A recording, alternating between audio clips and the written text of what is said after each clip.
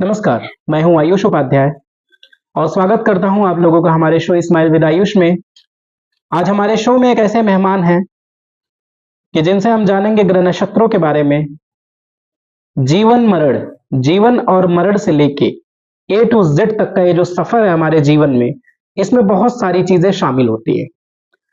इन बहुत सारी चीजों में सबसे बड़ा जो महत्व आता है तंत्र और मंत्र। तो तंत्र मंत्र से तो मैंने सुना है कि लोगों का नुकसान पहुंचाया जाता है, लेकिन कई बार लोग ज्योतिष को तंत्र और मंत्र से जोड़ते हैं, जो कि ज्योतिष तंत्र और मंत्र से बिल्कुल अलग है। ज्योतिष एक ऐसी चीज है जो हमारे जीवन की हमारी सच्चाई बताती है कि हमारे ग्रह नक्षत्र हमारे बारे में क्या कह रहे हैं, और अगर हम अपने ग्रह नक्षत्रों को ध्यान में रखें तो हमारे जीवन में बहुत सारी चीजें सुलभ, सरल, आसान हो जाती है। स्वागत करता हूं सर आपका हमारे शो में। नमस्कार आयुष जी। कैसे हैं सर आप? मैं एकदम बढ़िया हूँ और ये विषय बड़ा अच्छा लगा। कम लोग गहराई से बात करना पसंद करते हैं। जी। उनको 2 मिनट रेमेडी चाहिए होती है और इस विषय को भीतर तक जानने की जिज्ञासा बहुत कम लोगों में होती है। सर आज हम ज्योतिष को ए से लेके जेड तक, क ख ग घ, ये सारी चीजें, ज्योतिष क्या है, ज्योतिष का जो पहला अक्षर ही ज है। बहुत सारे ऐसे ज्योतिषाचार्य हैं जो कुछ टेक्निक पकड़ लेते हैं और उसी टेक्निक को हर किसी को बताते फिरते हैं। ऐसे बहुत सारे लोगों को मैंने देखा है। सर आज आप जैसे महान हस्ती के साथ बैठ के हम सिर्फ ये जानना चाहते हैं कि सच में ज्योतिष क्या है और इसका लोगों के जीवन में क्या प्रभाव पड़ता है। ठीक है, बहुत सुंदर प्रश्न किया आपने। ज्योतिष की जो क्लासिकल डिफिनेशन है हमारे इंडियन स्क्रिप्चर्स में, जी। वो कहते हैं ज्योतिषम वेद नेत्र मुच्यते, यानी कि वेद जिस आंख से देखता है और वेद को जिस आंख से देखा जाता है उसका नाम ज्योतिष।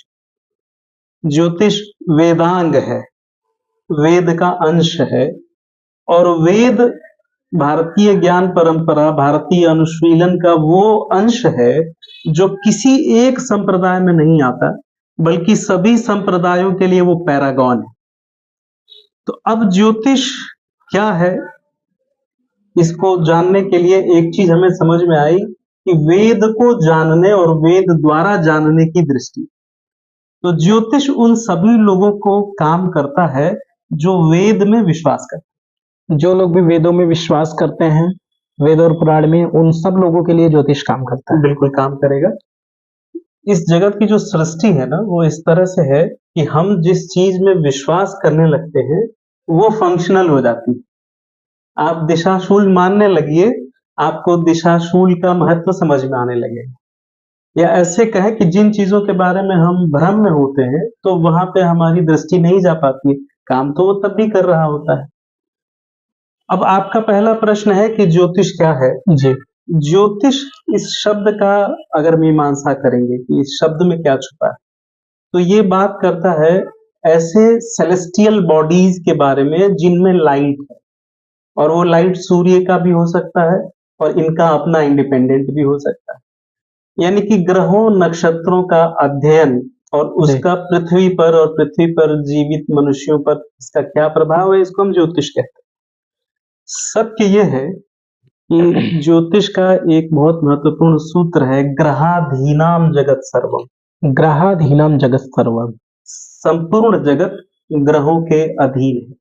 आप इसका महत्व ऐसे समझिए कि जब ईश्वर भी अवतार लेकर के आते हैं तो उनके जीवन में भी ग्रहों की महादशा, अंतरदशाओं का फल देखने में आता है। वो चाहे भगवान राम हो, परशुराम हो या कृष्ण। यह इतना महत्वपूर्ण विषय है। पूरी सृष्टि जो है ये ग्रहों के अधीन है। निश्चित तौर पर सृष्टि जिसे हम कहते हैं, आजकल वैज्ञानिक लोग कहते हैं कि बिग बैंग हुआ और फिर ज्वाला थी, वो ठंडी हुई, फिर पृथ्वी आदि ग्रहों की उत्पत्ति हुई। आप देखें कि ज्योतिष का एक सूत्र है, यत पिंडे तद ब्रह्मांडे। यत पिंडे तत् ब्रह्मांडे, जो ब्रह्मांड में है वही पिंड में है। आप देखिए कि मनुष्य की सृष्टि कैसे होती है। आधुनिक विज्ञान कहता है कि स्पर्म और ओवा के बीच में जब फर्टिलाइजेशन होता है तो बिल्कुल बिग बैंग जैसी ध्वनि होती है। उतनी विशाल ध्वनि नहीं होती है, लेकिन जो ध्वनि का स्वरूप है, जो फ्रीक्वेंसी और वाइब्रेशन है, ये बिल्कुल उसी से मैच करता है, बिग बैंग जैसा। फर्टिलाइजेशन होता है और एक पूरे जीव की सृष्टि हो जाती है। सर दूसरा सवाल ये कि क्या राशि के अनुसार किसी व्यक्ति का व्यक्तित्व और स्वभाव बदलता है? निश्चित तौर पर देखिए, ऐसा है कि कॉन्ट्ररी टू पब्लिक बिलीफ, जो राशि है वो हमारा शरीर है और जो लगन है वो हमारा माइंड है। राशि और लगन ये दो हाँ। चीजें हैं। राशि मतलब कि हमारा चंद्रमा किस राशि में है, और लगन हम जिसको बोलते हैं कि फर्स्ट हाउस में कौन सी राशि और सर नक्षत्र? नक्षत्र तो 27 नक्षत्र हैं कुल, अलग अलग ग्रह अलग अलग नक्षत्रों में हो सकते हैं। सामान्यतः जब हम नक्षत्र कहते हैं तो इससे यह भाव लिया जाता है कि हमारा चंद्रमा कौन से नक्षत्र में। नक्षत्र से यह भाव लिया जाता है कि चंद्रमा कौन से नक्षत्र जी। में है। असली जो ऑपरेटिव फीचर है ज्योतिष का वो नक्षत्र है। वो कैसे, आपको थोड़ा सा मैं एक्सप्लेन करूं। हमारे यहाँ अपने देश में एक कर्म फल सिद्धांत चलता है।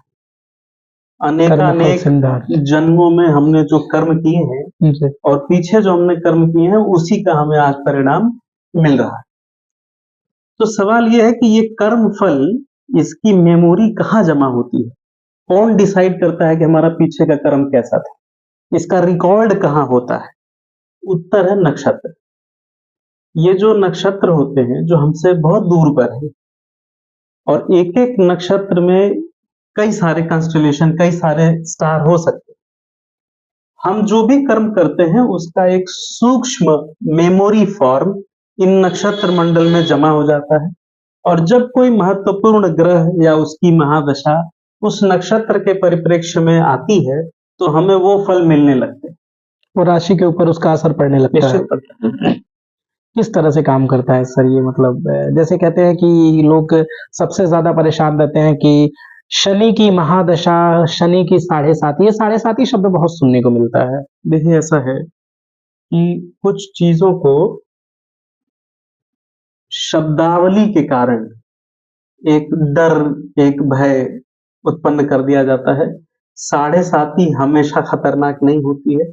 हम उन्हीं चीजों के बारे में ज्यादा जानते हैं या जानने की कोशिश करते हैं जो हमें या तो भय उत्पन्न करती हो या लोभ दिलाती हो। 7.5 को ज्योतिषियों ने एक भय उत्पन्न करने वाली शब्दावली के तौर पे प्रस्तुत कर दिया। ऐसा है कि ज्योतिष में कोई भी एक सिंगल एंटिटी अलग से अपना प्रभाव नहीं डालती है। यह एक ऑर्केस्ट्रा है जिसमें ग्रह, नक्षत्र, भाव, दृष्टियां, महादशाएं, अंतरदशाएं, सूक्ष्म दृष्टियां, योगिनियां, ये सब मिल करके प्रभाव डालती है। ये सारी चीजें मिल के ही एक व्यक्ति के ऊपर प्रभाव डालती निश्चित तौर पर ये पुराने समय में जातक ज्योतिषी के पास जाता था, अपनी पूरी कुंडली का अध्ययन करवाता था और तब जाके संतुष्ट होता था। आजकल क्या है कि हमें शब्दावलियों में फंसा दिया गया। केवल हम अपनी राशि के बारे में जानना चाहते हैं। अच्छा, अगर कोई बताए कि 27 नक्षत्र और उनके 4 उपपाद होते हैं, पाद होते हैं, तो 108 तरह के प्रेडिक्शन देना तो जटिल हो जाएगा, कम लोग कनेक्ट कर पाएंगे। तो ज्योतिषी लोग क्या करते हैं, केवल राशि की भविष्यवाणियां करते हैं और 90% उनकी भविष्यवाणियां फेल हो जाती छोटा छोटा बता के निकल जाते हैं। निकल जाती और 90% भी इसलिए फेल हो जाते हैं क्योंकि उस राशि के बहुत लोग हैं। उस राशि के बहुत लोग हैं और केवल राशि का तो प्रभाव पड़ता नहीं, कुंडली कंपोजिट असर डालती है। मान लीजिए कि कोई मेष राशि का व्यक्ति है और एक व्यक्ति है जिसकी कुंडली पे मेष राशि को बृहस्पति देख रहा है और एक कुंडली में राहु देख रहा है, तो दोनों के फलित में अंतर हो जाएगा। और हम क्या चाहते हैं कि 2 मिनट मैगी चाहते हैं कि केवल राशि फल पढ़ा और हमारा काम हो जाए। ऐसे होता नहीं। ज्योतिषी अध्ययन का तरीका यह है कि आप अपनी कुंडली लेकर के जाइए और ज्योतिषी के पास समय दे करके बैठिए। 1-2 घंटे का एक निश्चित 1-2 घंटे का समय लग जाएगा।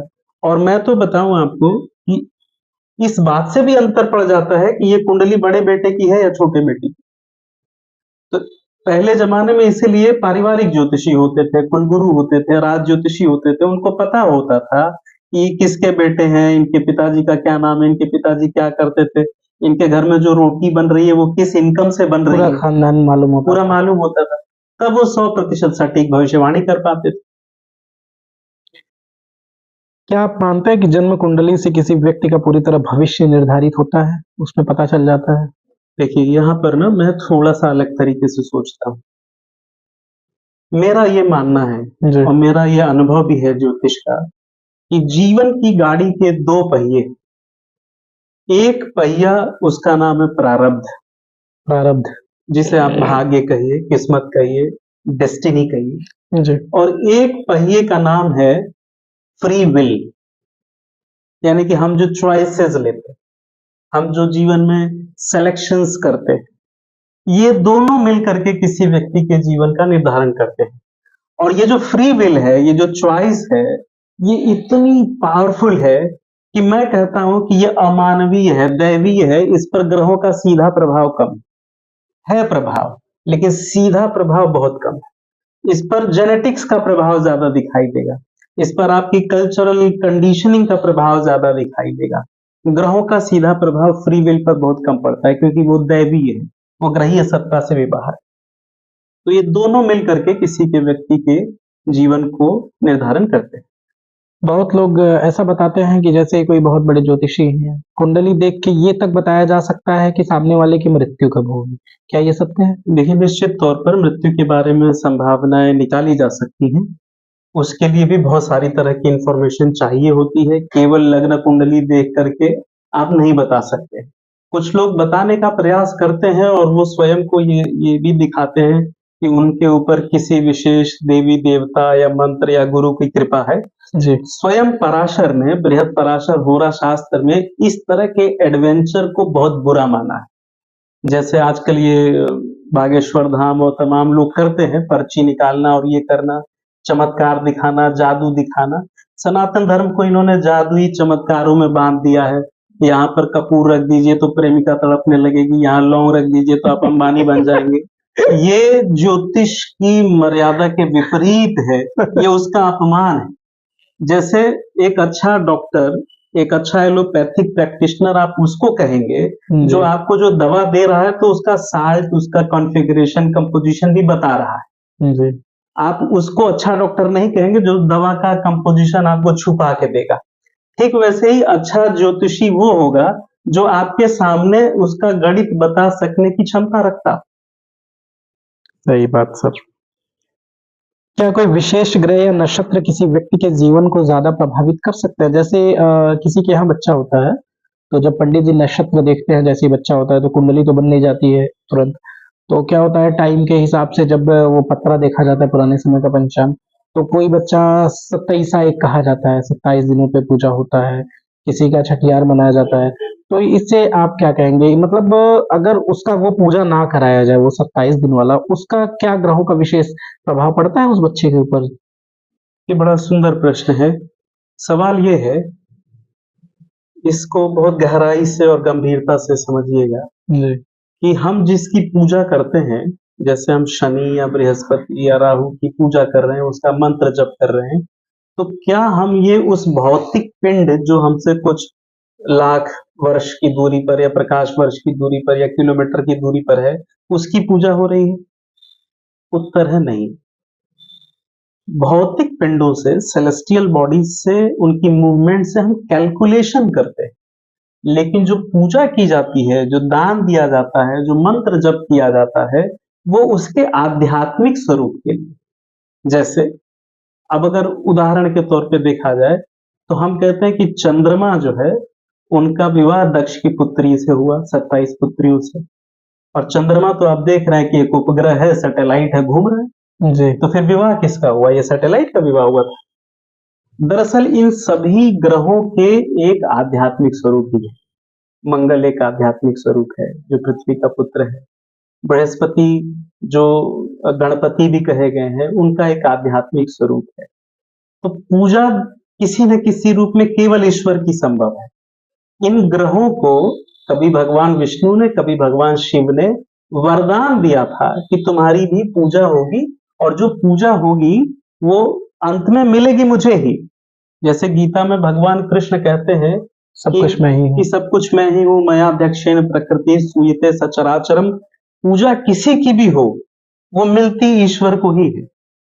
आप देखिए ना, यही कारण है कि विश्व में अनेकों संप्रदाय, उप संप्रदाय और उनके भी अनेकों शाखाएं हैं।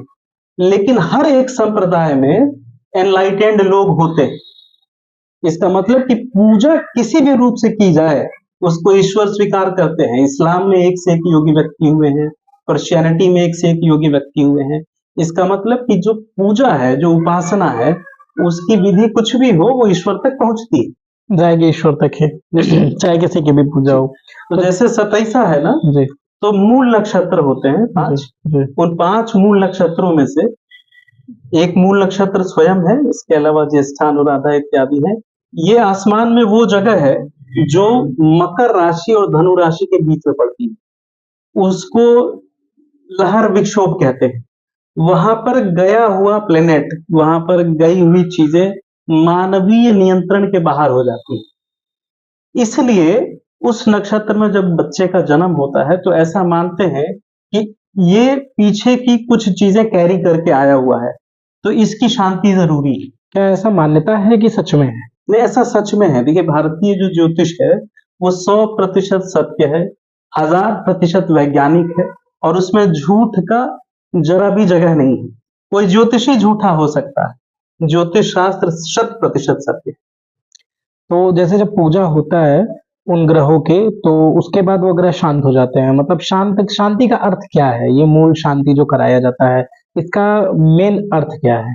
देखिए, शांति का जो अर्थ है ना, आप इसको एक उदाहरण से समझिए।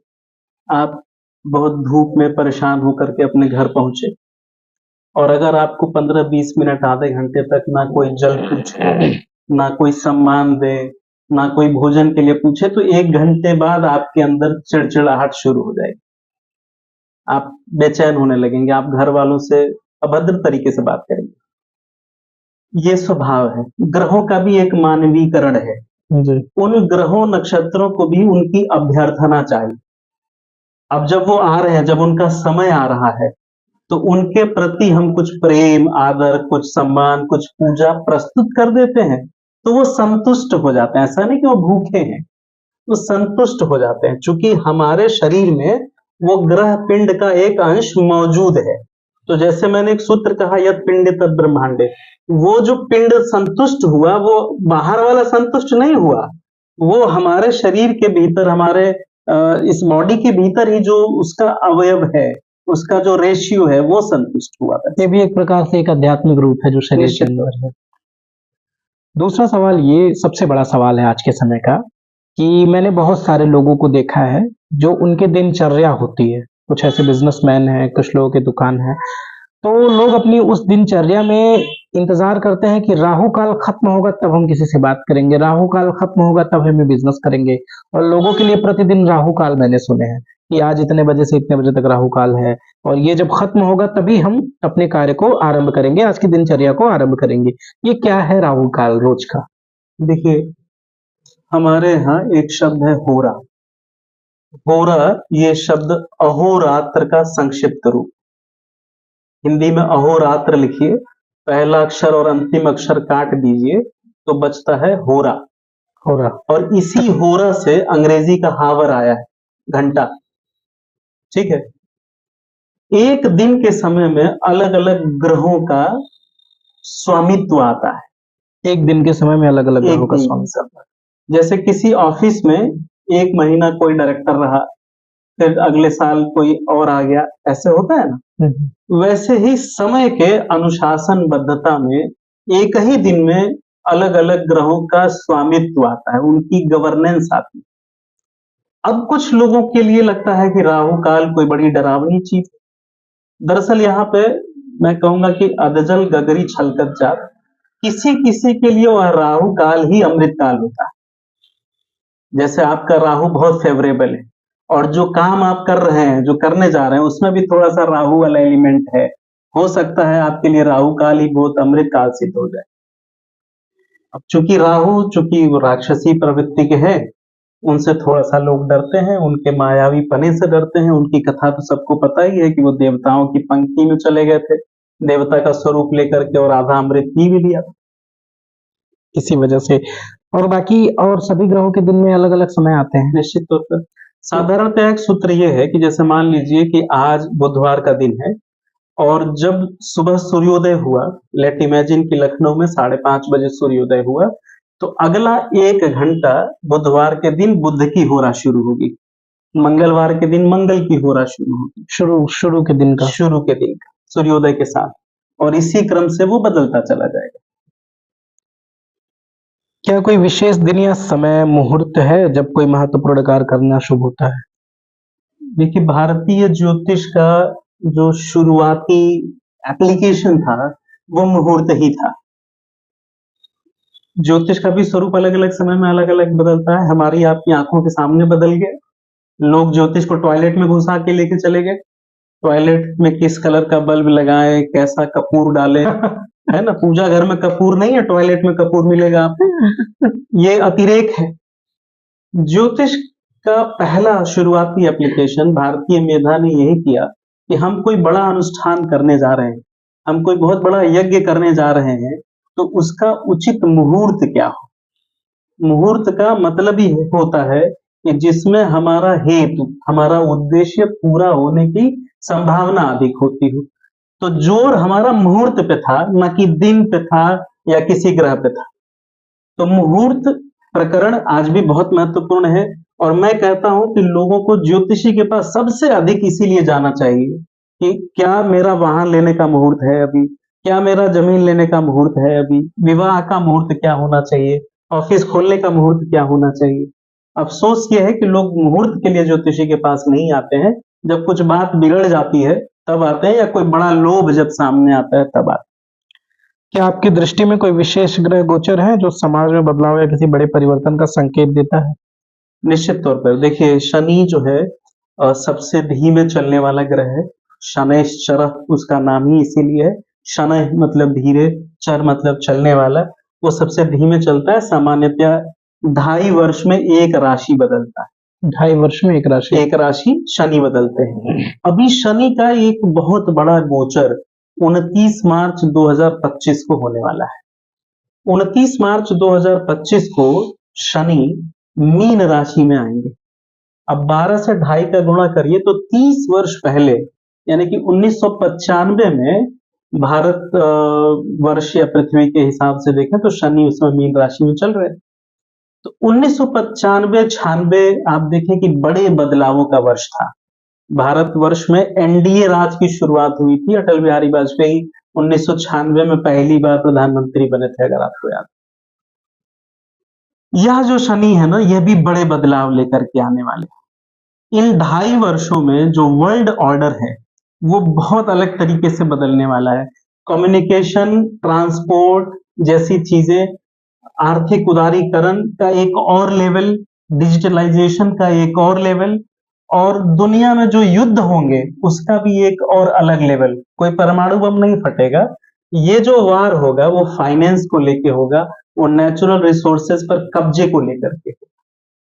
सब मिला के वर्ल्ड वार तो एक होगा नहीं, आप जिन संबंधों में, जिन टर्मिनोलॉजी में वर्ल्ड वॉर कहते हैं, वैसा वर्ल्ड वार शायद निकट भविष्य में अब कभी देखने को ना मिले। ओके, क्योंकि बहुत सारे ऐसे लोग भविष्य वक्ता हैं, भविष्यवाणी करते हैं, लोग कहते हैं बहुत बड़ा वर्ल्ड वार होगा। देखिए, इसे मैं दूसरे तरीके से देखता हूँ। ज्योतिषी बड़ी कमजोर कौन है? ज्योतिषी बहुत कमजोर लोग होते हैं अक्सर करके।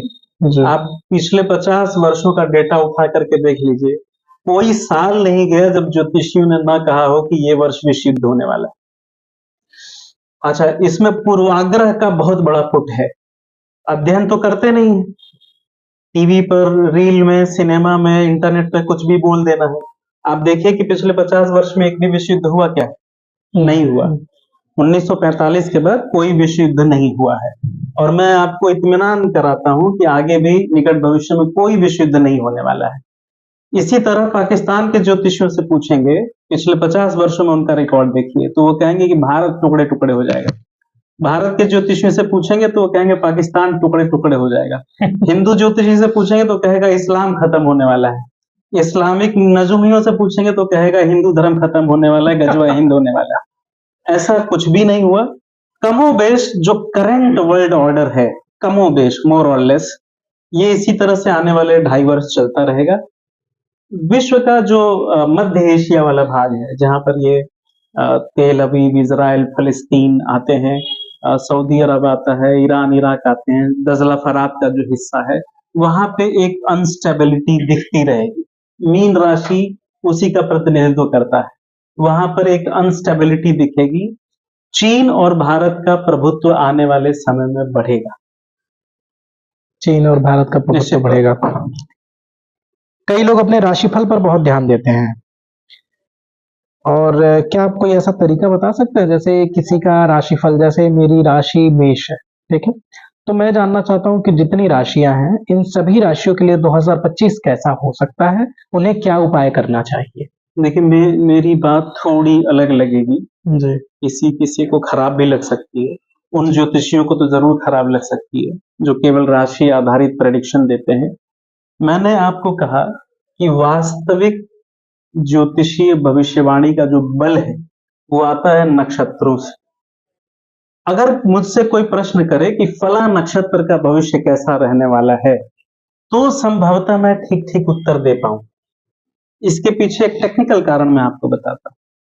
अब जैसे आप देखिए, सिंह राशि में मघा एक नक्षत्र है, उसके स्वामी कुछ और है। पूर्व फाल्गुनी उसके स्वामी कुछ और है। उत्तरा फाल्गुनी उसका कुछ हिस्सा सिंह राशि में है, कुछ कन्या राशि में है। तो केवल राशि आधारित प्रेडिक्शन 90% फरेब है। सिर्फ राशिफल के आधार पे अगर कोई अंदाजा लगाता है तो कोई झूठ भी है। भविष्यवाणी केवल लगन या केवल राशि के आधार पर नहीं होनी चाहिए। ये तो भीड़ खींचने की टेक्निक है। हमारे पुराने ज्योतिषियों ने कहीं ऐसा नहीं किया था। संपूर्ण कुंडली के विश्लेषण के बाद ही कोई फलित दिया जाना चाहिए। इसीलिए ज्योतिष पर लोगों का विश्वास कम होता है। आज हमने कह दिया मेष राशि का दिन बड़ा अच्छा है, पता चले शाम को मेष राशि वाला चौराहे पे चप्पल खा रहा है। ठीक है ना? सही बात है सर। संपूर्ण कुंडली का अध्ययन कर लेना ही ठीक रहता है। क्या आपकी राय में ज्योतिष एक भविष्यवाणी से ज्यादा व्यक्ति के मानसिक और भावनात्मक विकास में सहायक हो सकता है? ये बड़ा सुंदर प्रश्न किया आपने। मैंने एक अंग्रेजी में आर्टिकल लिखा अभी पिछले कुछ दिनों में कि ऐसे सभी लोग जिनके अंदर कभी भी आत्महत्या के ख्याल आते हैं, उनको साइकोलॉजिस्ट या साइकेट्रिक ट्रीटमेंट से पहले एक बार ज्योतिषी के पास भी जरूर जाना चाहिए। मतलब जिसको भी आत्महत्या के ख्याल आते हैं उनको एक बार ज्योतिष से जरूर मिलना निश्चित चाहिए। मिलना चाहिए, निश्चित 100% मिलना चाहिए। कारण क्या है? ज्योतिष एक संपूर्ण अध्ययन है, ये केवल फलित विद्या नहीं है। आप जब बृहत्पराशर होरा शास्त्र, जिसको कॉन्स्टिट्यूशन ऑफ इंडियन एस्ट्रोलॉजी कहते हैं, जब आप पढ़ेंगे तो आपको लगेगा रही है इसमें तो एग्रीकल्चर भी है, इसमें तो फूड साइंस भी है, इसमें तो एरोस्पेस इंजीनियरिंग भी दिखाई दे रही है, इसमें तो सामुद्रिक विद्या भी दिखाई दे रही है, इसमें तो समाज शास्त्र का अध्ययन भी दिखाई दे रहा है। अब जैसे पराशर कहते हैं कि ज्योतिषी भविष्यवाणी की शुरुआत चेहरे से होनी चाहिए। हमारा चेहरा एक रिकॉर्ड है। हमारे पास कितना पैसा है, हमारे पास कितना एजुकेशन है, हम किस बैकग्राउंड से आ रहे हैं, हमारा पेट भरा हुआ है कि नहीं भरा हुआ है, हमारे भीतर कोई रोग है या नहीं, ये कुंडली से अधिक चेहरे पर स्पष्ट हो जाता है। तो ज्योतिष जो है, खासतौर से भारतीय ज्योतिष में भी कई क्लास सब क्लास है। हमारे यहाँ नाड़ी ज्योतिष है, वैदिक ज्योतिष है, लाल किताब है, अगस्त्य संहिता है, इसकी भी कई क्लासेस सब क्लासेस हैं। इसका केवल उद्देश्य भविष्यवाणी करना नहीं है। इसका प्रथम उद्देश्य उस ज्योतिषी का आत्मकल्याण। आत्मकल्याण मतलब कि वो मोक्ष मार्ग का पथिक हो, वह ईश्वराभिमुख हो, और जो जातक प्रश्न के लिए आ रहा है उसके कुल और धर्म का लोप ना हो। ये ज्योतिष का दूसरा सबसे बड़ा उद्देश्य। मेरे पास कोई जातक आता है कि सर पैसा नहीं आ रहा है, अब मेरा प्रथम उद्देश्य उस जातक के लिए कोई ऐसा जुगाड़ निकाल देना कि पैसा आ जाए उसके पास, ये नहीं। मेरा उद्देश्य ये है कि किसी भी स्थिति में इसके वंश का लोप ना हो। अगर मैं इसका ज्योतिषी हूं, इसका पारिवारिक ज्योतिषी हूं, और इसका धर्म ना छूटे, ये मेरा पहला उद्देश्य होता है। अति उत्तम सर। आपकी नजर में जीवन में संकट से उबरने के लिए कौन से ज्योतिषीय उपाय प्रभावित हो सकते हैं? जैसे अचानक कोई आदमी हो जिसकी कमाई चल रही हो, नौकरी चल रही हो, या फिर बहुत अच्छा जीवन चल रहा हो, लेकिन सडनली क्या हो कि जॉब से निकाल दिया जाए, सडनली क्या हो कि उसका बिजनेस डाउनफॉल हो जाए, तो उसको कौन सा ज्योतिष उपाय करना चाहिए? देखिए, एक दो चीजें समझने की आवश्यकता है कि चूंकि कोई भी समस्या यूनिवर्सल नहीं है। आपकी जॉब चली गई, कारण कुछ और है। आपकी जॉब चली गई, कारण कुछ और है। आपको नौकरी नहीं मिली, कारण कुछ और है। तो एक यूनिवर्सल उपाय नहीं हो सकता। फिर भी हमारे यहाँ ऋषियों ने कुछ सार्वभौम उपायों की संरचना की है। जैसे हमारे 20-25 वर्षों के अनुभव की मैं बात बताऊं, विष्णु सहस्त्र नाम का नियमानुसार पाठ। विष्णु सहस्त्र नाम का नियमानुसार हाँ, पाठ। इसमें सार्वभौमिक उपाय छुपे हुए हैं। इसमें न केवल हर राशि के लिए, लगन के लिए, हर नक्षत्र के लिए, बल्कि हर नक्षत्र पाद का एक गुप्त उपाय है। अब उस गुप्त उपाय को ढूंढने से अच्छा है कि पूरा का पूरा विष्णु सहस्त्र नाम का ही पाठ कर लिया जाए। जैसे हनुमान जी को जब संजीवनी बूटी नहीं मिली तो पूरा द्रोण पर्वत ही उठा लाए थे, ठीक वैसे ही एक संजीवनी बूटी निकालने से अच्छा है कि हम पूरा विष्णु सहस्त्र नाम का नियमित पाठ करना प्रारंभ करें। सर, हस्तरेखा से क्या क्या चीजें जानी जा सकती है? जैसे आपने बताया कि सिर्फ राशि से नहीं तय होता, बहुत सारी चीजें होती हैं, बहुत सारे चैप्टर्स हैं किसी व्यक्ति के भविष्य को देखने के लिए। तो हस्तरेखा से क्या क्या चीजें सच बताई जा सकती है? क्योंकि आज के समय में बहुत से ऐसे ज्योतिषी हैं जो हाथ देखते हैं और कहते हैं तुम्हारा 2 शादी होगा, उसका एक भी नहीं होता। तो बहुत सारी ऐसी चीजें देखिए, छोटी है छोटी। क्या, कुंडली, हस्तरेखा, चेहरा, फेस रीडिंग, सामुद्रिक, ये कोई अलग अलग चीज नहीं। जब आप गहराई में उतर के देखेंगे कि किसी व्यक्ति की जन्म कुंडली में जो चीजें हैं, ठीक वही वही चीज उसके हाथों में भी दिखाई देंगे, वही चीज उसके चेहरे पर दिखाई देगा। केवल इतना ही नहीं, जैसे कोई व्यक्ति बोलता है ना, तो हम सामान्यतः समझ जाते हैं कि उसका बृहस्पति कहाँ होगा और उसका बुध कहाँ होगा, केवल बोलने मात्र से समझ जाते हैं। ये सब चीजें एक ही हैं। एक शेर है जिसको मैं अक्सर करके कोट करता हूं कि ये जो दुनिया बनी है ना, ये किस तरीके से बनी है। वो शेर इस तरह से है कि चारों बागम गुथे हुए हैं कायनात के, चारों बागम गुथे हुए हैं कायनात के। एक तितली के पंखों में जुम्बिश होती है, दूर सितारे कांप उठते हैं। फिजिक्स में इसको बटरफ्लाई इफेक्ट कहते हैं। दुनिया की हर चीज एक दूसरे से कनेक्टेड है। जैसे अगर हमारे घर में टीवी यहाँ ना लग के कहीं और लगी होती तो ये कुछ और प्रभाव उत्पन्न कर रही होती। ठीक वैसे ही हम सब लोग उन ग्रहों के भी नियंत्रण में हैं। जीवन की उत्पत्ति का अगर आपको याद हो, 12th में ओरिजिन ऑफ स्पीसीज नाम का एक चैप्टर हम लोग साइंस में पढ़ते हैं, तो उसमें एक थ्योरी आती है, थ्योरी ऑफ कैटास्ट्रॉफी। तो थ्योरी ऑफ कैटास्ट्रॉफी ये कहती है कि हो सकता है कि जीवन की उत्पत्ति पृथ्वी पर ना होकर के इसके पहले किसी अन्य ग्रहों पर हुई, और वहां पे कैटास्ट्रॉफी यानी कि प्रलय आया, और उस ग्रह से जीवन की कुछ बूंदें, वाइटल ड्रॉप्स, पृथ्वी पर आ गई और यहाँ पर नए सिरे से जीवन की उत्पत्ति हुई। और मैं आपको बताऊं कि हाइजेनबर्ग और आइंस्टीन जैसे तमाम बड़े भौतिक विज्ञानी वो इस विचारधारा के पक्ष में खड़े हुए। कहने का आशय ये है कि जैसे आप जिस बिस्तर पे सो रहे हैं उसकी दिशा महत्वपूर्ण है, आप जिस बर्तन में खा रहे हैं वो बर्तन महत्वपूर्ण है, वैसे ही हस्तरेखा, चेहरा, कुंडली, फलित ज्योतिष में इन सभी की अपनी एक भूमिका होती सर, किस दिशा में सोना चाहिए? सर, किस दिशा में रखना चाहिए? है। देखिए, दो चीजें हैं। ऐसे व्यक्ति जिनको ऐश्वर्य चाहिए, धन संपदा चाहिए, भारतीय वास्तुशास्त्र कहता है कि उनको अपना सिर दक्षिण की तरफ रख के सोना चाहिए। दक्षिण की तरफ। यानी कि पैर उत्तर की तरफ, वो पृथ्वी का जो मैग्नेट है उसके अकॉर्डिंग। और जिन लोगों को आयु की रक्षा करनी है, किसी शारीरिक संकट से गुजर रहे हैं और उनकी हीलिंग होनी है, उनको अपना सिर पूरब की तरफ करके सोना चाहिए। मतलब जो लोग शारीरिक संकट से जूझ रहे हैं उनको पूरब की तरफ सर रखना चाहिए, जी, और जिनको ऐश्वर्य प्राप्ति चाहिए तो कॉमनली दक्षिण की तरफ निश्चित तौर पर। सर रखना चाहिए। और कोई दिशा सर रखने के नहीं, लिए? इसके अलावा और बाकी दोनों दिशाएं जो है वो निषिद्ध है। कभी भी पश्चिम की ओर सिर करके नहीं सोना है, और कभी भी दक्षिण की तरफ आपका पैर ना जाए, यानी कि उत्तर की तरफ सिर ना। जी।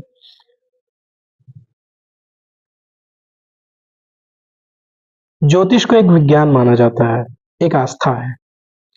ज्योतिष विज्ञान मतलब किस प्रकार से है? इसको आप थोड़ा-सा दृष्टिकोण क्या है आपका ज्योतिष विज्ञान की तरफ थोड़ा और डिटेल में बता सकते हैं? निश्चित तौर पर देखिए, जब हम विज्ञान कहते हैं, जिस दृष्टि से आज साइंस को हम कहते हैं, हम लोग बचपन में पढ़ते थे कि किसी भी विषय के सुव्यवस्थित, सुसंगठित ज्ञान के भंडार को विज्ञान कहते हैं। वो विषय कोई भी हो, तो ज्योतिष इस परिभाषा पर भी सटीक उतरता है कि यहाँ पर एक व्यवस्था है, यहाँ पर एक अध्ययन है, एक अध्ययन की परिपाटी है, परंपरा है, तो ये निश्चित तौर पर विज्ञान है।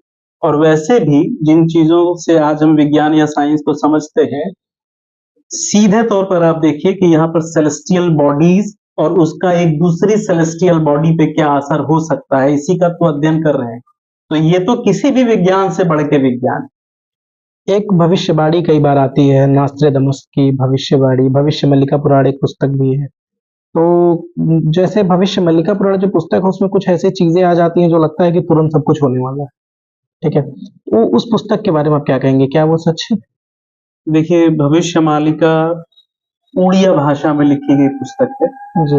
उड़ीसा में इसको लिखा गया है, पिछली शताब्दी की ही किताब है, कोई बहुत पुरानी किताब नहीं है और बहुत पुराना इसका प्रचार भी नहीं। इधर कुछ शंकराचार्य और कुछ शंकर मठों से जुड़े हुए संगठनों ने इसका प्रचार अधिक कर दिया। आप उसको जब थॉरोली पढ़ेंगे तो बिल्कुल गांव के किसी ऐसे भविष्यवक्ता जैसी चीज नजर आएगी। जैसे हमारे गांव में एक भविष्यवक्ता थे, तो लोग पूछने जाते थे कि महाराज इस साल बारिश होगी, तो कहते थे सब उजरे उजर होगा। अब अगर पानी बरस गया तो कहते थे देखा, मैंने कहा नहीं था कि सब उजला उजला हो जाएगा। और अगर पानी नहीं बरसा तो कह देते थे कि देखा, मैंने कहा नहीं था कि उजला उजला हो जाएगा, देखो बलुआ उड़ रहा है। दोनों चीजें तो हो गई। भविष्य मालिका कोई ज्योतिष का गंभीर विज्ञान वाली विषय नहीं है। वो एक भावुक, श्रद्धालु, तपस्वी व्यक्ति द्वारा लिखी गई है, जिनको ज्योतिष के बारे में बहुत ज्ञान नहीं है। देखिए है क्या, अगर कोई परंपरावादी दृष्टिकोण का आदमी अपनी परंपराओं का जब अध्ययन करता है, आज के 25-30 साल पहले हर घर में सूर्य को अर्घ्य दिया जाता था, लोग संध्या करते थे, रसोई के कितने सख्त नियम थे। अब उस बुजुर्ग की दृष्टि से अगर आज को देखा जाए तो ये महाविप्लव जैसा नजर आता है कि नहीं? किचन में लोग जूता पहन के घूम रहे हैं, बिना नहाए खाना बन रहा है, एक प्रकार से प्रलय ही दोपहरिया चल में रहा है। ब्रेकफास्ट हो रहा है? तो उसकी दृष्टि से तो ये महाघोर कलयुग आ गया। महागौर तो कलयुग ठीक है। वैसे ही वो जो संत हैं उड़िया भाषा के, वो जो कहना चाह रहे हैं, उस शब्द पर ना जाके उनके भाव को पकड़ा जाए कि भविष्य मालिका यह कह रही है कि प्राचीन तपस्वी परंपरा का एक तरह से अंत हो रहा है। ऐसा नहीं, देखिए सच ये है कि पृथ्वी का कभी भी पूरी तरह से अंत नहीं होता है। हम मनु और नूह की कहानियों में यही तो पढ़ते हैं कि बीज रूप में हर एक वस्तु रह जाती है। ये पृथ्वी कभी भी पूरी तरह से समाप्त हो जाए, मनुष्यता पूरी तरह से समाप्त हो जाए, ऐसा न तो पहले कभी हुआ ना आगे होगा। ठीक है। नास्ट्रेडमस की भविष्यवाणियों के बारे में आप क्या कहना चाहेंगे? कि हमारे यहाँ एक बीमारी है कि हम पश्चिम से आई हुई चीजों का ना बड़ा उसको हाइप देते हैं। इसीलिए मैं आपसे पूछ रहा हूँ है ना? क्योंकि बहुत सोशल अगर वो मीडिया पे उड़ाया जाता नास्ट्रेडमस है। झारखंड के होते, हम्म, उन्नाव के होते, सीतापुर के होते, तो उनका इतना नाम न लिया जाता, उनको वैल्यू नहीं दिया जाता। उनको वैल्यू नहीं दिया जाता। नास्ट्रेडमस ने जो भविष्यवाणियां की हैं, वो इतनी अस्पष्ट भविष्यवाणियां हैं, वेग। पूरब दिशा से एक व्यक्ति आएगा जो पृथ्वी पर नए तरह के साम्राज्य का उदय करेगा। अब कौन सी पूरब दिशा? नास्ट्रेडमस के गांव से भी पूरब एक पूरब है, उसके पूरब भी एक पूरब है, उसके पूरब भी एक पूरब। उनकी सारी भविष्यवाणियां अस्पष्ट है, सब मिला के भ्रमित करने का कार्य है। भ्रमित करने का कार्य है। और जैसे ईसा के नाम पर बाद के पोप लोगों ने नए तरह की क्रिश्चियनिटी बना दी, वैसे ही नास्ट्रेडमस के बाद भी कई सारे नास्ट्रेडमस हो गए और ओरिजिनल टेक्स्ट में ऐड करते चले गए। क्या आप बता सकते हैं कि विवाह, करियर, स्वास्थ्य के लिए कौन से ग्रह सबसे ज्यादा महत्वपूर्ण है? ये एक अच्छा प्रश्न पूछा आपने। अभी पीछे हमने एक रूपक का इस्तेमाल किया, एक मेटाफर का इस्तेमाल किया कि ये जो ज्योतिषी तत्व हैं, ये एक ऑर्केस्ट्रा में काम करते हैं। जी।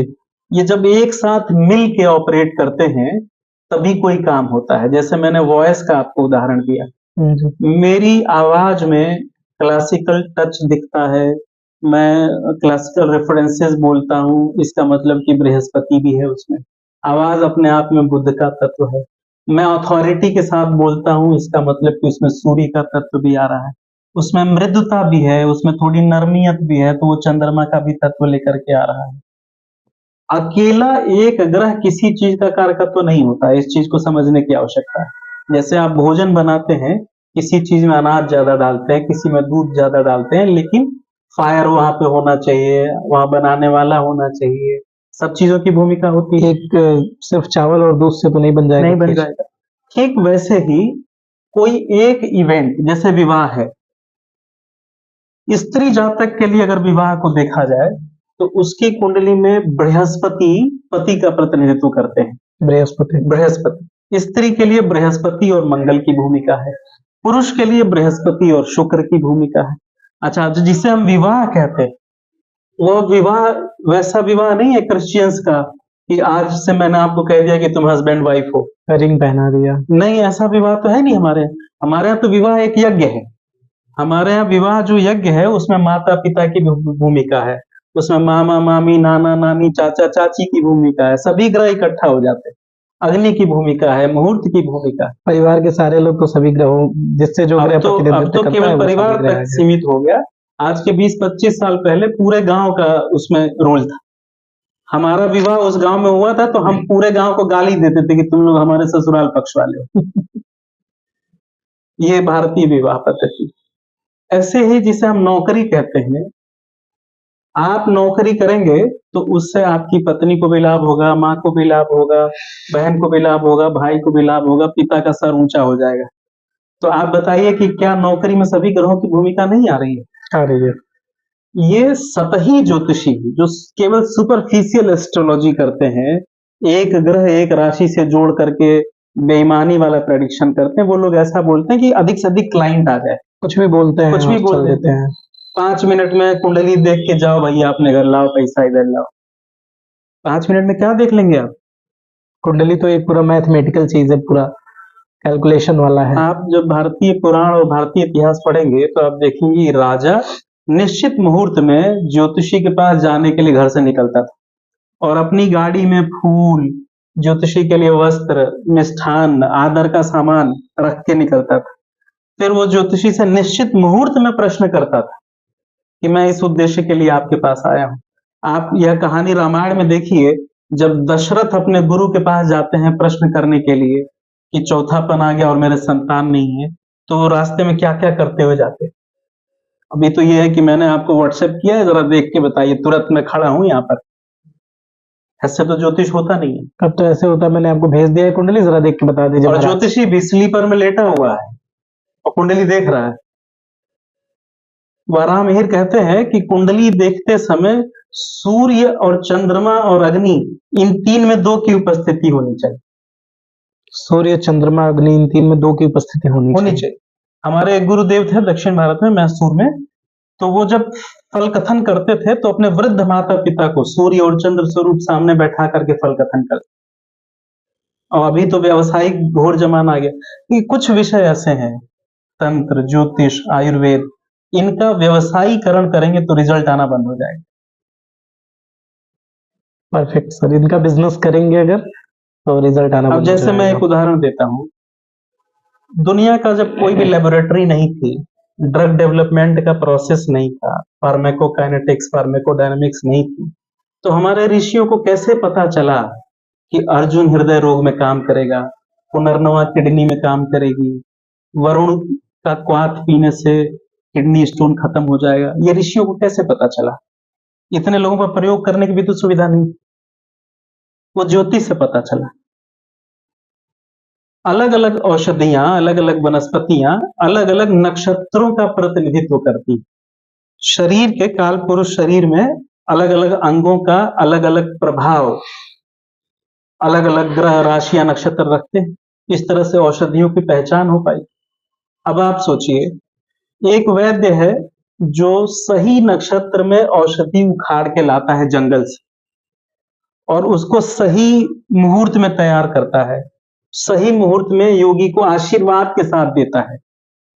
वह ज्यादा फलित करेगा, काम करेगा, या बाबा रामदेव की तरफ 5000 टन एक ही साथ शिलाजीत पीस लिया, वो ज्यादा काम करेगा। जो सही मुहूर्त में सही समय पे किया जा रहा है, हर समय तो नक्षत्र देखा आयुर्वेद, जा रहा है। ज्योतिष और तंत्र, वास्तु, नाड़ी ज्योतिष, इनका कभी भी व्यवसायीकरण नहीं करना चाहिए। जैसे ही इसमें व्यवसाय सम्मिलित हुआ, आजकल तो बाकायदा लोग कहते हैं मेरी फीस है 5100 रुपया जैसे गेहूं बेचे हो सकता है अगला 50,000 देने के लिए आया हो, लेकिन आपने अपने आप को लिमिट कर लिया कि मेरी तो 5,000 फीस। और क्या जिसके पास 500 रुपए ही है, 50 रुपए ही है, उसकी कुंडली हम नहीं देखेंगे? उसकी समस्या दूर करने के लिए ईश्वर आएंगे। तो जैसे ही आप व्यवसायिक हो जाते हैं कि मेरी ये फीस है और मैं तो ऐसे ही करता हूं, तो फिर ये नक्षत्र रश्मियां अपना प्रकाश आपसे खींच लेते हैं। आपके भीतर वो जो तपस्या है वो खत्म हो जाती है, वो शक्ति खत्म हो जाती है। निश्चित तौर पर। बहुत सुंदर जानकारी मिली सर आपसे। सर, ग्रह नक्षत्र जो होते हैं, जैसे 9 ग्रह हैं, तो क्या कभी-कभी पूरे 9 ग्रहों का प्रभाव किसी एक व्यक्ति के ऊपर पड़ता है? जैसे कहा जाता है चंद्रमा मनुष्य जातस्य, चंद्रमा मन का जातक होता है, ये बहुत सारे ज्योतिषी कहते हैं। तो चंद्रमा और मन का जातक, इसका एक पूरा डिफिनीशन बताइए कि चंद्रमा मन का जातक होता तो है और कैसे होता है। और एक और चीज मैंने सुनी है कि जब पत्नियां अपने पति का पैर दबाती हैं तो शुक्र का और शुक्र का और बृहस्पति का मिलन होता है, जिससे धन का योग बनता है। तो इन दोनों पे आप इन दोनों विषयों को आप जो होता है विस्तार से बता दीजिए। देखिए, आपने पहला प्रश्न पूछा कि क्या 9 के 9 ग्रह ऑपरेट करते हैं या कुछ लोग किसी एक ग्रह के ज्यादा प्रभाव में होते हैं। ठीक है, जैसे मान लीजिए हमने सुबह भोजन किया, छोला भटूरा भी खाया है, कोल्ड ड्रिंक भी पिया है, एक रसगुल्ला भी खाया है। अब अगर आप डायबिटिक हैं तो आप किसके अधिक प्रभाव में होंगे? कोल्ड ड्रिंक और रसगुल्ले के अधिक प्रभाव में होंगे। अगर आपको थायराइड की प्रॉब्लम है, आर्थराइटिस का प्रॉब्लम है, तो आपने जो ऑयल खाया है उसके अधिक प्रभाव में होंगे। प्रभाव सबका होता है।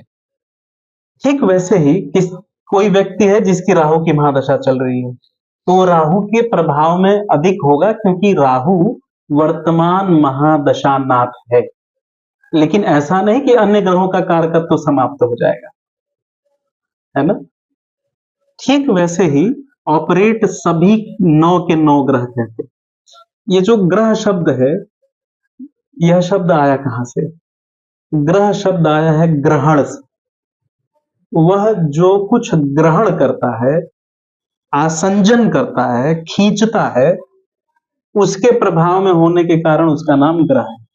सभी ग्रह ग्रहित करते हैं। ज्योतिष के लिए तुलसीदास जी की एक बहुत अच्छी युक्ति है, ग्रह ग्रहित पुनि वातरो कापुनि बीछी मार। एक सर्कस वाले आदमी के लिए तुलसीदास जी कह रहे हैं, ग्रह ग्रहित करते हैं। जो पिछले जन्म जन्मांतरों में हमारा एक मेमोरी फॉर्म, हमारे कर्म फल का उनके पास जमा है, उससे वो ग्रहित कर रहा है। दूसरा आपने प्रश्न किया कि स्त्री है, पुरुष का पैर दबा रही है तो धन आएगा। दाम्पत्य को केवल धन के लिए संकुचित कर देना, ये कितनी छोटी बात हो गई। सर, लोगों ने ऐसा किया हुआ है ना, सोशल मीडिया पे बहुत सारे ज्योतिषी बताते हैं, वीडियोस आती हैं। मतलब पत्नी अब और सर मन से नहीं केवल इसलिए दबाएगी, पैसे के लिए दबाएगी कि ये दबाने से पैसा आता है, दबा दबा के तोड़ न दे पैर है ना? दरअसल कलयुग है, घोर कली काल चल रहा है। धन उसका एक बाई प्रोडक्ट है। पति पत्नी के बीच में अगर आपस में समर्पण है ना, तो वहां लक्ष्मी और विष्णु का निवास होता है, ऐसा शास्त्र कहता है। होना ही है ना? पैर दबाना वो एक रूपक है, एक उपमा है। हम किसी का पैर कब दबाएंगे? जब उसके प्रति हमारे मन में बहुत श्रद्धा, बहुत विश्वास होगा, तब तो उसका पैर दबाएंगे, बहुत समर्पण होगा। अगर श्रद्धा, विश्वास, समर्पण है, 43 दिन नहीं भी दबाए, लगातार 2-2, 3-3 दिन पे ही दबा लिया, प्रेम है, एक दूसरे के प्रति चाहना है, एक दूसरे के प्रति समर्पण है, तो उस घर में ऐसे ही विष्णु और लक्ष्मी का वास होगा, उनका आना है। लेकिन लक्ष्मी हर उस जगह को छोड़ देती है जहां विष्णु नहीं होते। तो विष्णु और लक्ष्मी दोनों एक साथ घर में निवास करें, ये आवश्यक है। इसलिए उस घर में श्रद्धा और विश्वास का होना आवश्यक है। तुलसीदास जी ने कहा है कि नमस्ते भवानी शंकरो श्रद्धा विश्वास रूपिणो। श्रद्धा भगवती है और विश्वास भगवान शिव है। वैसे ही विष्णु और लक्ष्मी के लिए ये दोनों श्रद्धा और विश्वास है। बहुत ही सुंदर उत्तर दिया सर आपने इस बात का, क्योंकि मैंने यूट्यूब फेसबुक कभी भी रील्स मैंने देखा है, तो मैंने देखा बहुत सारे ऐसे ज्योतिषाचार्य हैं जो पॉडकास्ट में बैठ के उपाय बताते हैं और कहते हैं कि 41 दिन तक पत्नी जो है अपने पति का पैर दबा ले, माला माल हो जाएगा। तो इन चीजों पे मुझे आपसे क्लियर डिस्कशन करना था। देखिए, बहुत वर्तमान जो सुंदर कंटेम्पररी उत्तर दिया सर एस्ट्रोलॉजी आपने। चल रही है ना, उसका एक मुझे बड़ा डर है। कोई भी विज्ञान जिसमें रिप्रोडक्टिविटी नहीं है, जैसे मैं जब विज्ञान कह रहा हूं, मान लीजिए यहां पर आपने पृथ्वी का गुरुत्वाकर्षण चेक किया लखनऊ में, तो आपको 9.8 आया। दिल्ली में चेक करेंगे तो भी 9.8 आएगा। चेन्नई में चेक करेंगे तो भी कमोबेश थोड़े बहुत अंतर के साथ इतना ही आएगा। तो इससे विज्ञान की सत्यता सिद्ध होती है। ज्योतिष की सत्यता कैसे सिद्ध होगी कि अगर हम 10 ज्योतिषियों तक जाएं और वो 10 ज्योतिषी लगभग एक ही बात कहें, तो सिद्ध होगा कि भाई ये ज्योतिष का संविधान है और ये उसके अनुसार फलित कर रहा है। और वर्तमान ज्योतिष जिस स्वरूप में चल रहा है उसमें तो कोई भी आए बाएं साए कुछ भी बता रहा है। आप कुंडली लेके इनके पास जाइए, ये कुछ और बताएंगे, वो कुछ और बताएंगे, वो कुछ और बताएंगे। क्यों? क्योंकि ओरिजिनल टेक्स्ट ये लोग पढ़ते नहीं। इनमें से कोई भी जो रील पे आ रहा है ना, मेकअप में 3 घंटा लग रहा है, तो पढ़ेंगे कब? ना तो ये बृहद पराशर हो रहा शास्त्र पढ़ते हैं, ना ये वराहमिहिर को पढ़ते हैं, ना ये उत्तर कालामृत पढ़ते हैं। तो ये कुछ ही बोलने के लिए स्वतंत्र है और इनकी कोई अकाउंटेबिलिटी नहीं। कहते जब इज्जत होगा तब तो बेइज्जती होगी। तो जब इज्जत ही नहीं है तो कोई बेइज्जती भी नहीं। मतलब आपके सामने बैठेंगे तो वो लोग खुद ही नतमस्तक हो जाएंगे। हमारे सामने नहीं, वो किसी भी क्लासिकल एस्ट्रोलॉजी प्रैक्टिस करने वाले व्यक्ति के सामने बैठ ही नहीं सकते, क्योंकि उनको पता है कि वो तो हवा बोल रहे। आप अपनी बात का प्रमाण तो दीजिए। प्रमाण कहां से आएगा? शास्त्र से आएगा। उपनिषदों में और भारतीय पुराण परंपरा में एक सूत्र कहा जाता है कि मत्योर यत्र गच्छन्ति ते नरा च वानराः। जो केवल अपनी बुद्धि से बोल रहा है वो नर नहीं, वानर है। वानर भी तो अपनी बुद्धि से कभी इस डाली पर, कभी उस डाली पर, कभी उस डाली पर जाता है। जो मन में आ रहा है बोल जो मन में आ रहा है बोल रहा है। विद्वान उसे कहते हैं जो अपनी बात के पक्ष में शास्त्रों को प्रमाण के तौर पर प्रस्तुत कर सके कि फला शास्त्र में ऐसा लिखा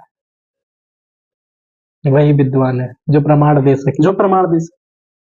यूनिवर्सल रेमेडीज बांटने की होड़ लग गई है। उपाय कौन दे सकता है? उपाय दे सकता है गुरु, आचार्य। जैसे इंटरनेट पर कोई मंत्र बोला जाए और उस मंत्र को अगर हम करने लगे तो हम सब शिष्य नहीं हो जाएंगे। ठीक वैसे ही वीडियो में अगर कोई उपाय बोला जा रहा है और उस उपाय को मान करके हम उसको फॉलो करने लगे तो उससे हमारा कोई कल्याण नहीं होगा। वो उपाय अगर सही भी है तो भी नहीं होगा। उपाय दे कौन रहा है? उपाय मतलब आशीर्वाद होता है। वो दे कौन रहा है? वो व्यक्ति भी बड़ा महत्वपूर्ण है। आप ये इंटरनेट पे जो आ रहे हैं ना उपाय देने वाले लोग, आप देखेंगे कि इनके घरों में धन बहुत है, शांति नहीं मिलेगी। आप शांति नहीं है। ये खुद परेशान लोग हैं। क्यों? क्योंकि इन्होंने पूर्व जन्म में कुछ उपार्जित जो तपस्या थी उसको भी नष्ट कर दिया, फर्जी उपाय बांट बांट करके। तो वो तो अपने जीवन में स्वयं अशांत। जो खुद दुखी है वो आपको सुख कैसे दे सकता सर एक बहुत बड़ा प्रश्न है है? जी, ये, स्वयं मेरी अंतरात्मा का प्रश्न है, किसी और का नहीं है, कि पूजा का अर्थ क्या है? जो प्रतिदिन घरों में पूजा होता है, जैसे लोगों की पूजा करने की आदत होती है, ठीक है। जैसे आपने बताया कि आज के 30 साल 35 साल पहले हैबिट था कि सूर्य को अर्घ देना है, शाम को संध्या वंदन करना है, ठीक है। तो अभी तो मतलब बहुत सारे लोग फॉलो करते हैं, मैं भी प्रतिदिन पूजा करता हूँ, ठीक है। कई बार ऐसा होता है कि समय नहीं मिल पाता है, कई बार लेट, क्योंकि समय का थोड़ा ऊपर नीचे चलता रहता है, तो मैं ईश्वर को प्रणाम करके और अपने कार्य के लिए निकल देता हूँ, ठीक है। कई बार बहुत सारे ऐसे लोग मिलते हैं जो कहते हैं नहीं, पूजा एकदम टाइम पे करना चाहिए, करना ही है, तुमने पूजा नहीं किया। कई बार घर वाले डांटने लगते हैं तुम बिना पूजा किए कैसे चले गए, एकदम खुल के मैं पॉडकास्ट में खुल के बातें कर सकते हैं, तो मैं बता रहा हूँ। तो इसका एक सच्चा अर्थ मैं समझना चाहता हूँ कि पूजा करने का सही अर्थ क्या है, सही तरीका क्या है। ठीक है, बढ़िया प्रश्न किया आपने। ये जैसे भोजन कई तरह का हो सकता है। आप ठेले पर खड़े खड़े खा सकते हैं, अस्पताल में नाक में नली लगा के भी भोजन दिया जाता है, और भोजन का एक पवित्र तरीका भी होता है कि हम आसन पर आचमन के साथ बैठे भोजन को नमस्कार किया, ईश्वर को धन्यवाद दिए, तब भोजन। वैसे ही चूंकि मति के स्तर पर, आईक्यू के लेवल पर, बुद्धि के स्तर पर मनुष्यों की एक नहीं हजारों कोटियां हैं, तो उनकी पूजा भी हजारों तरह की। देखिए, मनुष्य योनि में बिना उपासना के हम नहीं रह सकते। आचार्य लोग कहते हैं कि नास्तिक भी उपासना कर रहा है, वो कह रहा है नहीं है, नहीं है, नहीं है। तो नहीं है, जितनी बार नहीं है बोल रहा है उतनी बार है भी बोल रहा है। इस बात को समझिएगा। बिना उपासना किए इस पृथ्वी पर कोई भी मनुष्य नहीं रहता है, नहीं रह सकता, रह ही नहीं सकता। रह ही नहीं सकता। आप धन कमा रहे हैं, पैसे के पीछे पागल हैं, वो पैसा जब आपके घर में आता है तो क्या आप अकेले उसका भोग करते हैं? नहीं। उसमें माता पिता भी हैं, उसमें भाई बहन भी हैं, बेटे बेटियां भी हैं। तो यह भी एक तरह की उपासना हुई कि नहीं, कि आपके माध्यम से 10 अन्य जनों का भी जीवन ठीक ठीक चल रहा है। यह भी एक प्रकार से उपासना हुई। यह भी एक प्रकार से उपासना। वो आपके लोग नहीं है, वो ईश्वर के लोग हैं। ईश्वर ने आपको निमित्त बनाया है कि उनका भी पेट तुम ही भरोगे। यह भी एक उपासना है। अगर आप देश काल समाज पात्र धर्म में कहीं भी अनुशासन, सिमेट्री, व्यवस्था बनाने में मदद करते हैं, ट्रैफिक पुलिस वाला खड़ा है और वो ट्रैफिक का नियमन ठीक से कर रहा है, वह भी उपासना है। हो सकता है कि बहुत बड़े महात्मा जा रहे हो, किसी देवता की प्राण प्रतिष्ठा हो, और ट्रैफिक पुलिस वाले के कारण वो नियम से सही समय पर पहुंच पाए। कितनी बड़ी उपासना हो गई। उपासना और पूजा केवल उतना ही नहीं है कि हम आसन में बैठे और देवता की तस्वीर के सामने या मंदिर में या मस्जिद में हाथ जोड़ लिए। दरअसल ये एक विशाल सर्कस है, और इसमें हम सबकी एक रोल है। इस सिनेमा में हम सब लोग अभिनय कर रहे हैं, और जाने अनजाने हम जो भी काम कर रहे हैं, पश्चिम के आचार्यों ने कहा कि हिटलर भी ईश्वर का ही काम कर रहा था। रावण नहीं होता तो भगवान राम का जो नायकत्व है, उनका जो हीरोइज्म है, वो उस तरह से खुल करके नहीं आता। रावण की भी अपनी एक भूमिका है, कैकेयी की भी अपनी एक भूमिका है। तो वैसे ही हर व्यक्ति उपासना कर रहा है, हम उस ईश्वरीय महत् योजना के ही एक अंग है। अब उसमें हम जिसको अपनी बुद्धि से पाप पुण्य समझते हैं, अपनी प्रकृति अपनी प्रवृत्ति के अनुसार उसमें रत हो जाते हैं। महाभारत में एक अद्भुत संवाद है। दुर्योधन कृष्ण से मिलता है एक बार, और जा करके कहता है कि भगवान, ऐसा नहीं है कि मैं धर्म को नहीं जानता और मैं अधर्म को नहीं जानता।